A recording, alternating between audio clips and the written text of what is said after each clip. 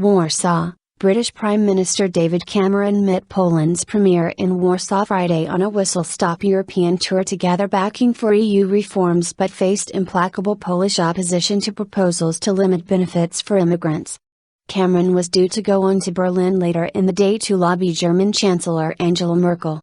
Among changes Cameron is seeking are tougher requirements for EU migrants to claim state benefits in Britain.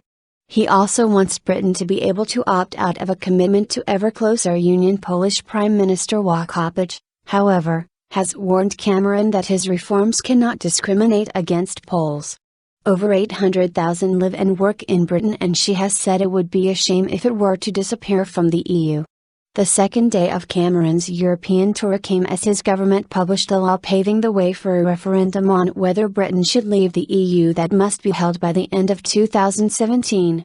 The Prime Minister has moved rapidly after securing a mandate for EU reform following his surprise election win earlier this month. The British Premier intends to speak to every EU leader before a summit in Brussels next month, where the proposed British reforms will be discussed in more detail.